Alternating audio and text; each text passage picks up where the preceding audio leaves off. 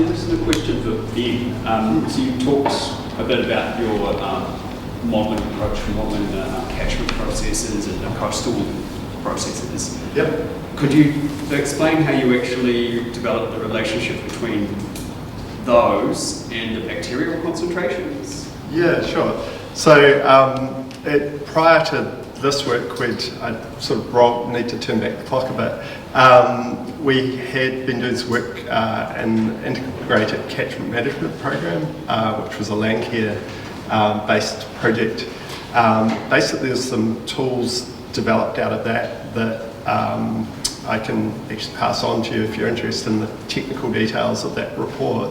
But basically, that was developed by a guy, Jeremy Wilkinson from the UK, who looked at basically bacterial transport associated with sediment and bed loads, and the resuspension of those bed loads into water column during floods.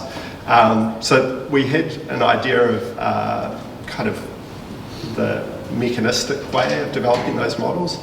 For this project, because we really didn't have the resource to do it for every river, we had that for one river, the Motueka, which was the big river that I showed in my presentation. But in order to do it for the other rivers, we just used a straight log flow method. So I'm happy to share the details with you on that. But yeah, we're really lucky. We had a lot of data from the council to draw off. But in order to really map the flow concentrations, a lot of bacteria is brought out in those flood flow events. So we had to do our own sampling there. We set up auto samplers and in some cases just manually had to send out technicians every hour to go and sample the rivers. We did that for a few rivers in the Golden Bay area just to build up the data to a level that we're confident that we could model the bulk of the flow. But basically, I didn't go into this too much in my presentation, but basically the idea is once we've done the kind of mechanistic flow modelling, is we'll have a final step which takes the model data and potential other drivers like satellite information on turbidity, any sort of wave data that we're able to get access to, and feeds all of that into a model that is data driven. So it'll be basically trying to get as close as we can with a mechanistic approach and then fitting it to the large amount of data we've got from the council data sets and aquaculture. But yeah, if you want any of those technical details, let me know. I can give you my card and send me an email. Yep. Cool. Do you have any other questions? So this is about the Alexandrian Pacifica.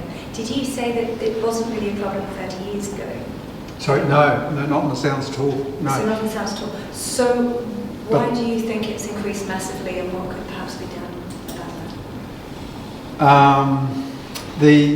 Why is it? I think it's got introduced naturally.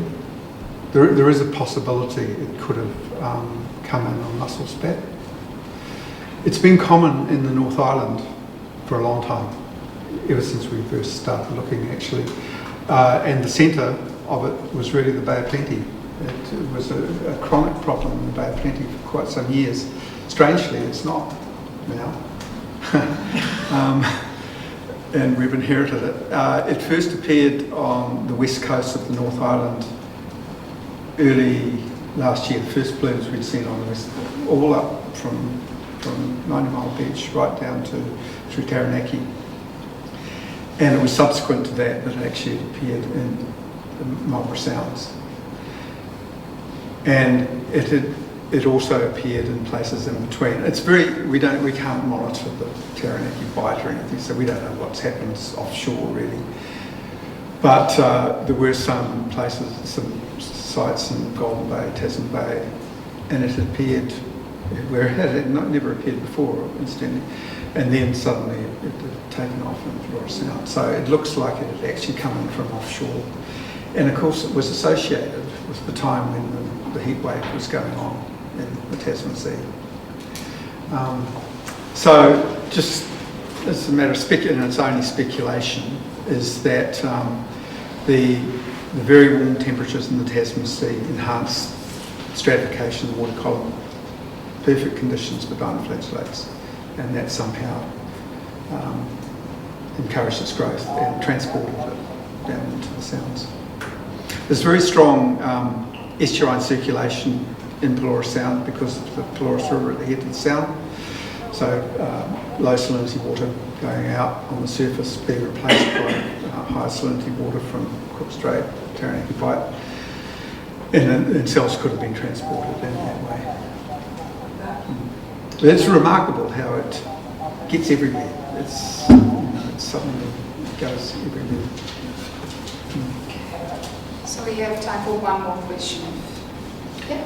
Your magic machine, is that commercially available now, or is that still a... It is commercially available, yeah. It's, and it has a the catch is the price. price tag? Yeah, it's about $250,000 New Zealand dollars. So that's one of the catch, otherwise we could have one straight away. But ultimately it could save a lot of labour. But it would have to, it has to go through a validation process to satisfy the likes of MPI that it's fit for purpose and that. So there's quite a long lead time into actually adopting it as a regulatory method. Okay, well, thank you to both our speakers. So